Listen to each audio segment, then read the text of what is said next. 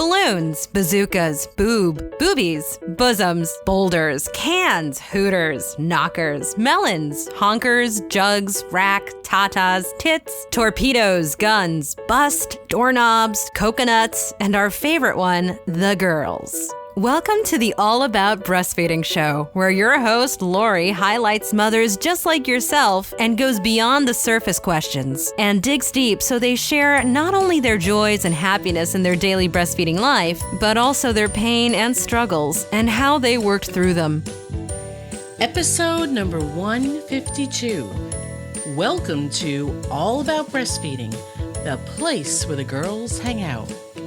I am your host, Lori Jill Eisenstadt, IBCLC, which stands for International Board Certified Lactation Consultant.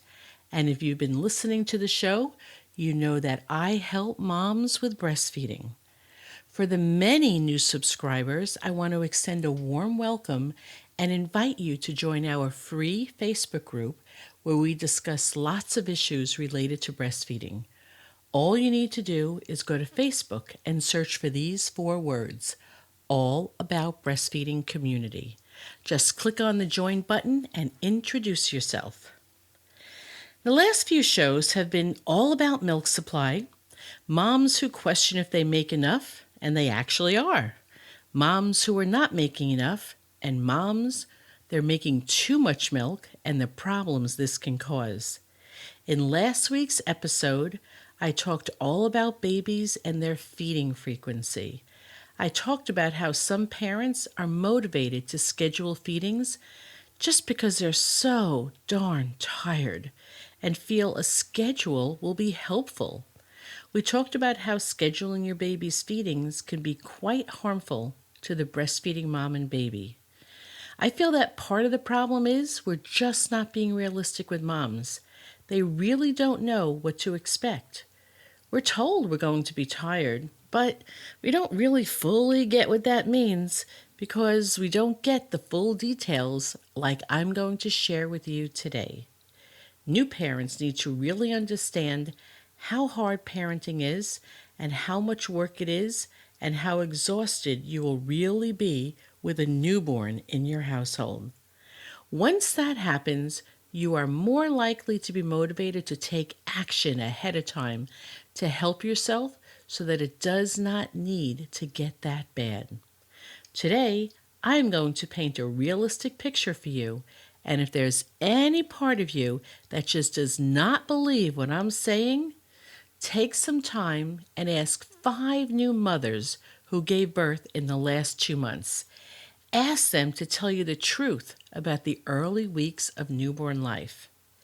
Babies feed frequently and they take up a lot of your time.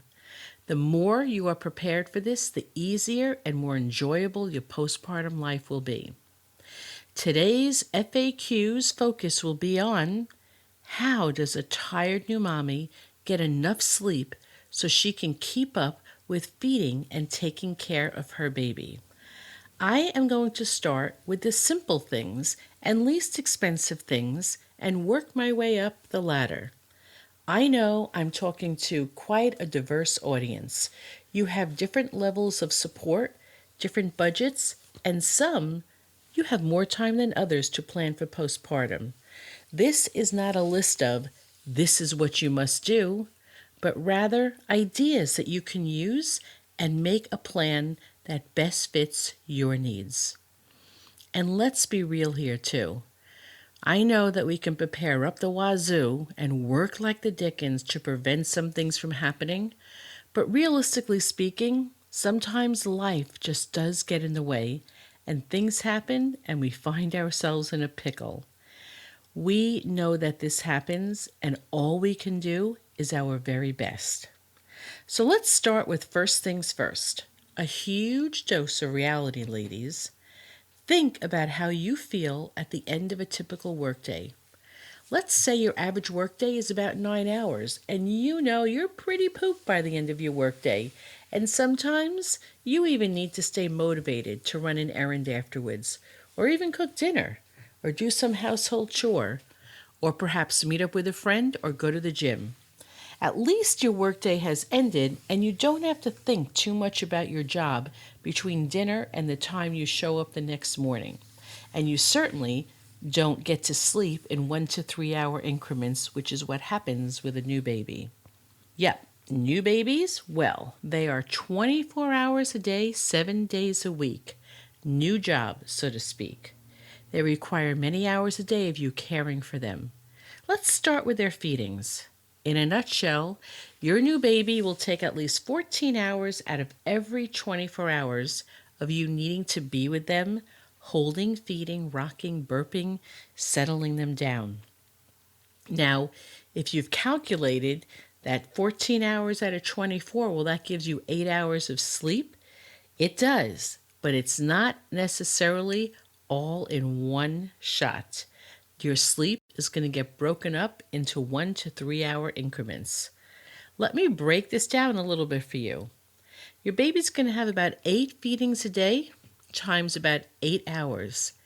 And you need to add about 4 additional hours for all things related to diapering, burping, calming down, bathing, and perhaps more for holding a fussy baby that just doesn't want you to put them down. It's actually quite common. All this easily equals 12 hours. And that is when things go smoothly. Add in a few more hours for really fussy, gassy babies, their bellies upset, and some are spitting up several times a day, which makes for more outfits to change. And when they spit up on you, you then have to change your outfit. And if anybody has ever been privy to a diaper blowout, you know what I'm talking about. But diaper blowouts is when your baby has this explosive stool and it not only drips out of their diaper onto their outfit and sometime whatever they were laying on. So that means a big cleanup that for most new parents takes them time to change everything and freshen up their baby. You will also likely have a few days where you're out of the house part-time, seeing physicians, and this can also be so exhausting. I promise you, as crazy as this may sound to you, this is a fairly realistic picture I have painted for you about what the early days of newborn parenting are like. I also promise you it does not always stay this way. However, if you're on board with me so far, I'm hoping I'm convincing you that if you think about having a 14-hour workday now on a typical day, I bet you anything you'd be trying to plan for getting help within that 14-hour a day job. This is exactly why you hear some new mothers complain about how they didn't take a shower for days, or they went the whole day and didn't get to eat a decent meal. And sometimes they just forget to eat dinner. If you've listened to me long enough, you know I'm all about prevention. This is actually in your power to plan for postpartum time and take action to ensure you enjoy it. I'd like to walk you through a simple exercise, and you may need to come back to this if you're driving. I want you to take a piece of paper, and I want you to make 3 columns. At the top of column 1, put daily, column 2, put weekly, and column 3, monthly. Then I want you to put in the proper columns all the chores that you do and put them in the right slot, daily, weekly, monthly. And I want you to put down everything like laundry, shopping, cooking, cleaning the kitchen, bathroom, vacuuming, mopping, making beds, watering plants, flowers, feeding pets, walking pets, paying bills, and yard work. And I'm sure there's a bunch I have not even mentioned. Next, think in terms of how long your mommy days are going to be, about 14 hours, right? And think how difficult it's going to be for you to maintain these chores. Then think, well, which of these chores do you think you could be okay with not getting done during the 6 weeks postpartum? There may be a few of them on your list because I don't know what you have on your list. And what I want you to do, if there are any, just cross them off. If you cannot do these things I want you to think about, Who would you assign these tasks to? If your partner cannot do these things, or you don't want your partner spending time doing these tasks, you want your partner spending time with you and the baby, well, I want you to think, who could you assign these tasks to? A family member? Someone else who will be staying with you? Then I want you to think, what would it cost to pay someone to do these chores for you? For a week? For a month? For 2 months? Some advice from experienced mothers. We often think that our partners will take over all these chores and household tasks, and many of our partners are quite capable of doing so. Some are just not, or you doubt you can count on them to do it, or they're capable, but this is not what you want them spending all their time doing. Neither is it what they want to be doing. Doing all the chores of running the household, will there be enough time for them to relax and spend time with you and the baby? They will also be quite exhausted and just may not be up to the task either. Only you can answer these questions, but be real with yourself. Remember, you'll be having at least 14 hours a day, and your main goal here is to ensure you can get much needed rest to get you through the early days and nights without exhausting yourself and with being able to enjoy your baby. So now that I have your creative juices flowing, here are some additional thoughts. What is it that new parents say are their biggest stressors? Well, I can tell you from working with thousands of new parents, on the top of their list of things that are stressful for them after the baby's born, things that create tension in the household that they fight and argue about are typically meals, and usually the dinner meal. At the end of the day, people are so tired, exhausted, you just don't have time to cook dinner, but what you really want is a good dinner.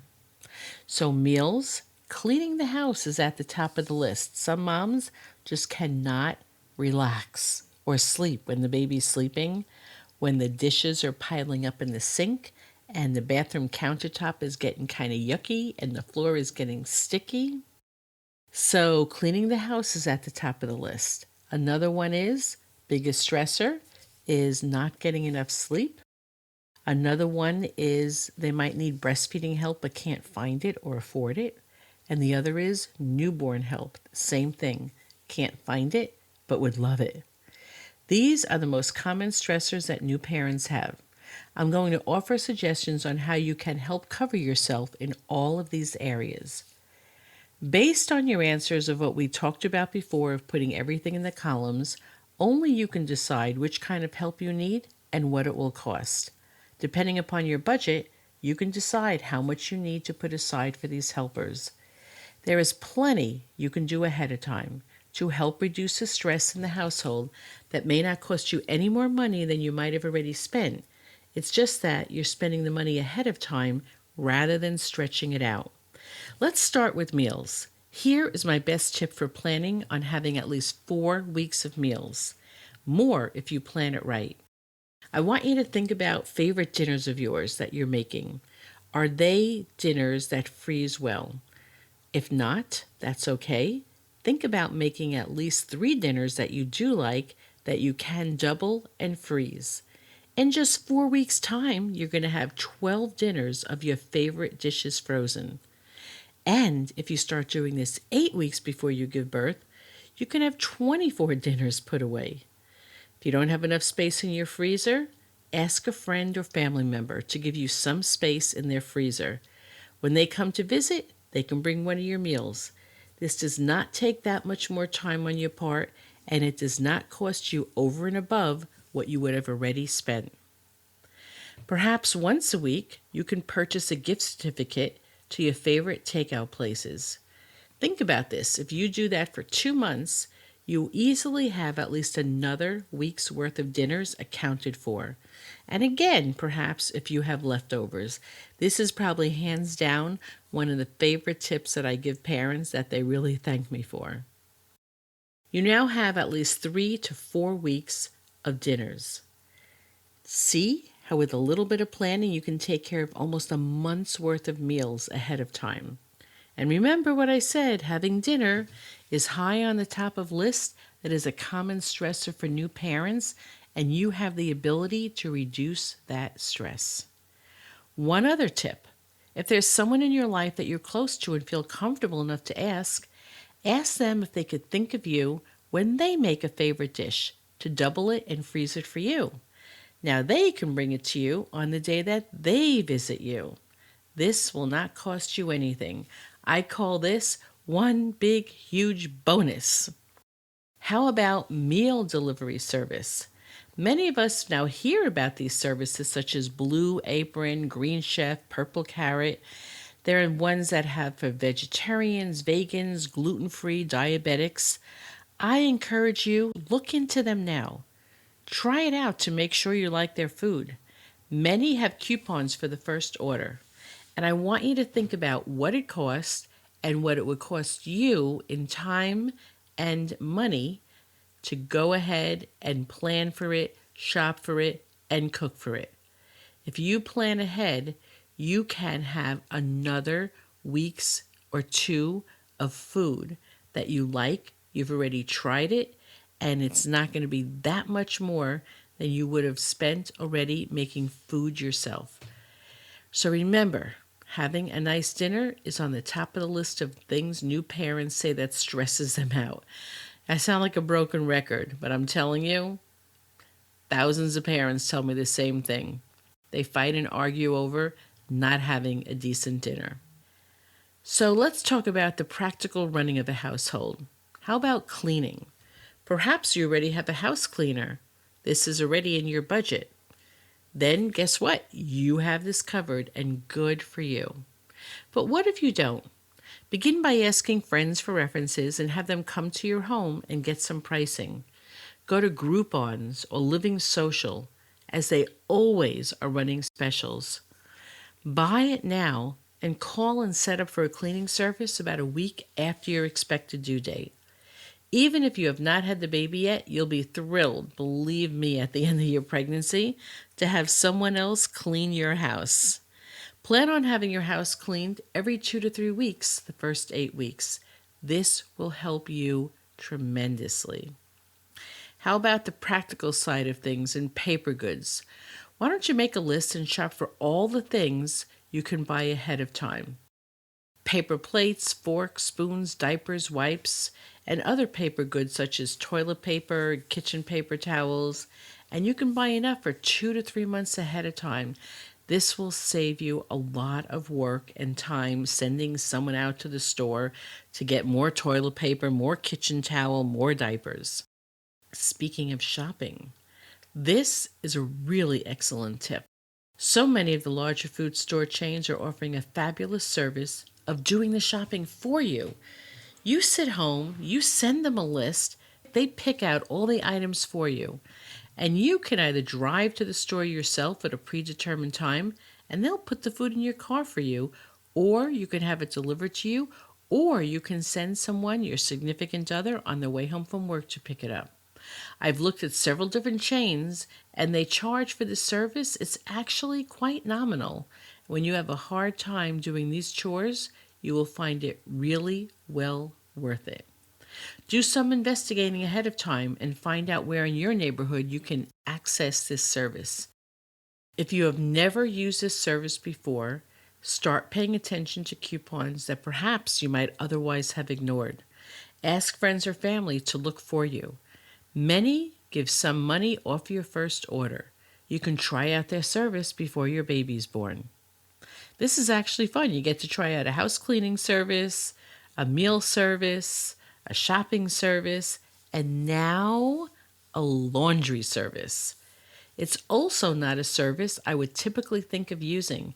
However, I have lots of moms tell me how helpful this has been for them. Several years ago, I was at one mother's house and her doorbell rang and she got it.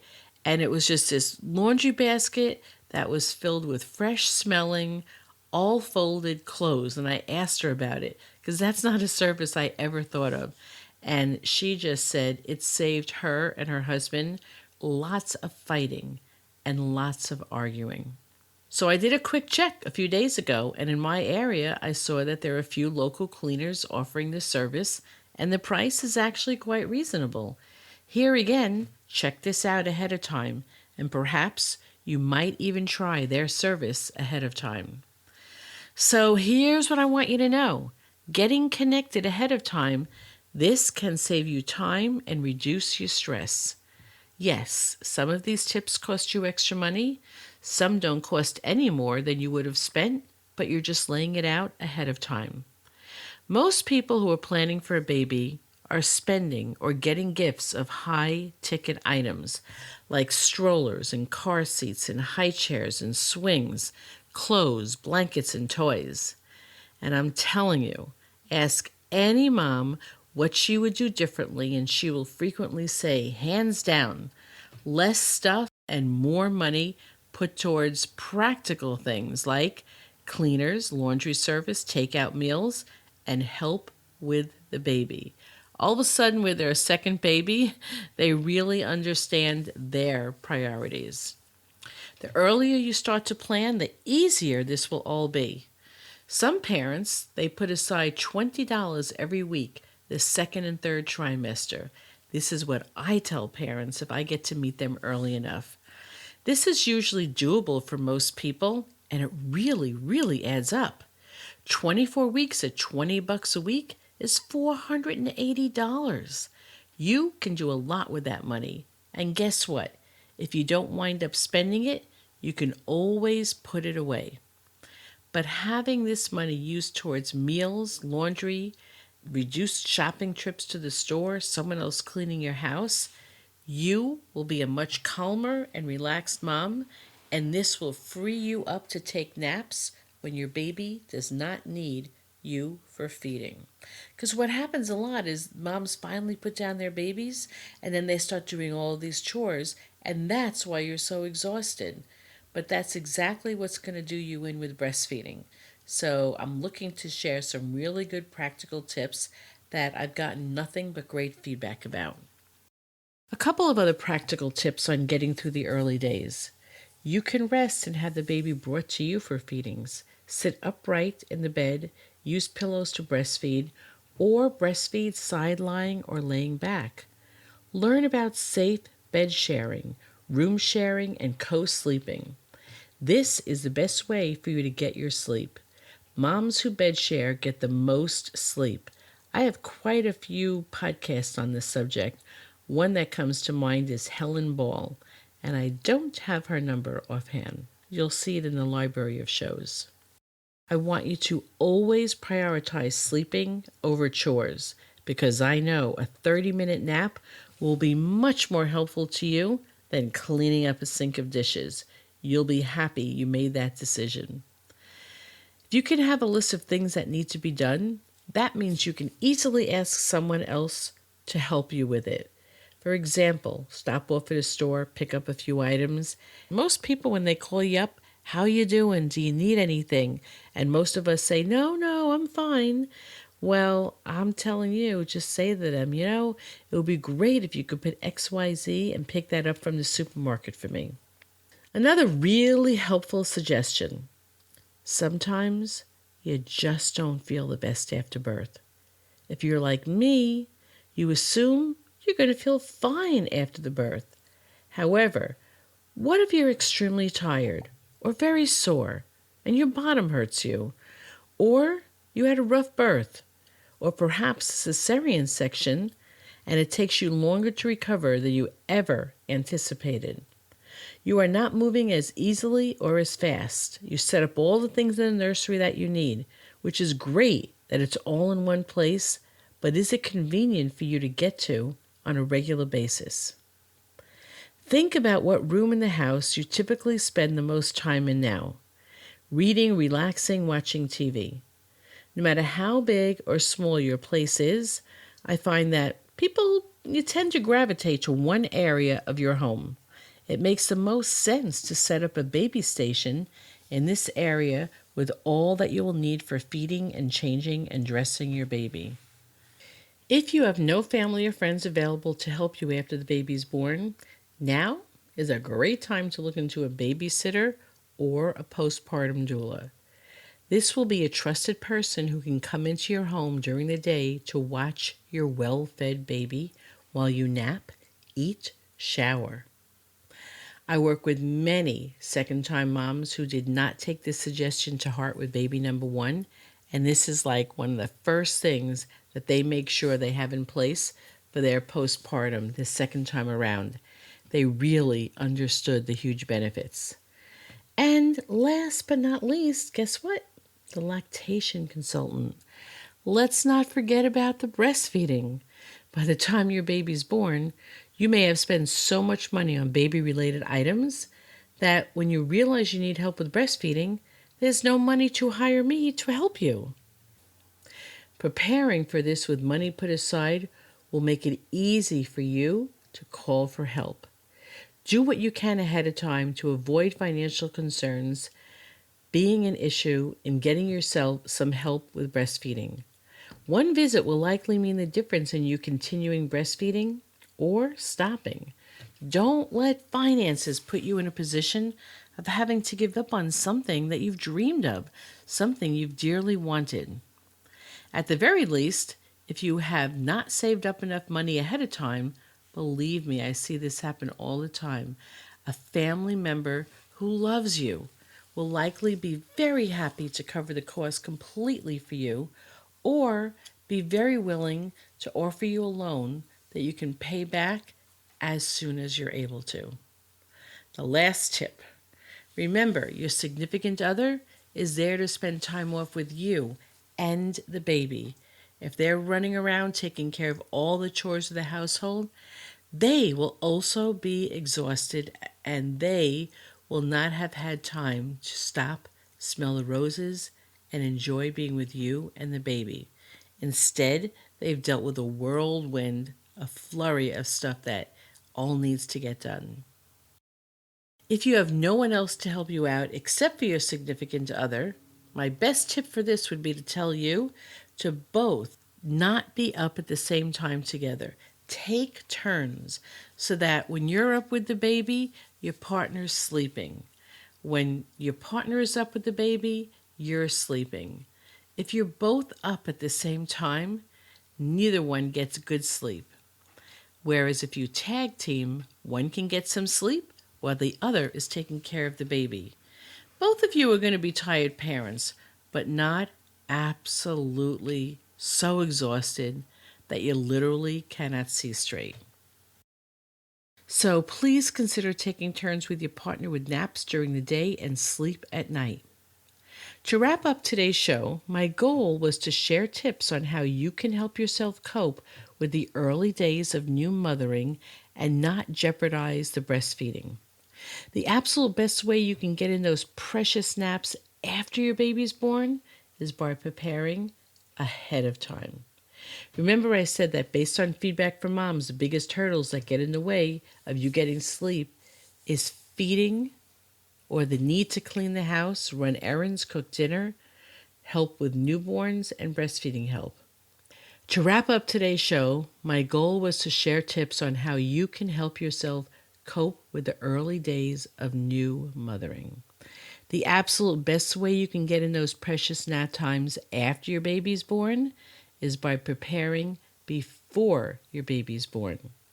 Remember I said that based on feedback from moms, the biggest hurdles that get in the way of helping you to get enough sleep is feeling the need to clean your house, run errands, cook dinner, keep everything perfect, and it doesn't help you to be doing all those things yourself. I'm hoping that you can see by today's shows that there's so much you can do ahead of time and plan for and put into place, that this ensures that when you have your new baby, you'll be freed up to spend time with them, quality time with your baby, and really, when they're sleeping, for you to not be so anxious about all the things that need to be done, and allow you to relax over the first 2 to 3 weeks, you will be feeling much, much better. As always, I invite you to share the show by sending a link of the show to anyone who you know will benefit from this information. I'm going to post this to the show along with another helpful tip and invite you to comment on the post with what tips you learned that helped you the most during your postpartum period. So let us help you. Until next week, bye-bye. Have you heard that Phoenix, Arizona is blessed with an amazing birthing center? Baby Moon Inn Birth Center is the best option for families who want access to midwifery care in and out of a hospital setting. You can experience birth in a comfortable home-like setting where natural birth is the focus. Laboring in water, being able to walk outside during labor, and enjoy the beautiful garden. This is what birth can be like for you. There is so much more to learn about Baby Moon. The staff would love to have the opportunity to meet you and would like to extend an invitation for you to attend a free Choices in Childbirth class and a tour of the birth center. All you need to do is call 602-314-7755. That's 602-314-7755 and ask for the tour dates. You can also go to allaboutbreastfeeding.biz/podcast. And on the right-hand side of the page, you will see a link that will bring you to the calendar and you can sign up for the tour yourself. When you come in for the tour, make sure that you tell them you found out about it from the All About Breastfeeding podcast, and you will be given a very lovely free gift.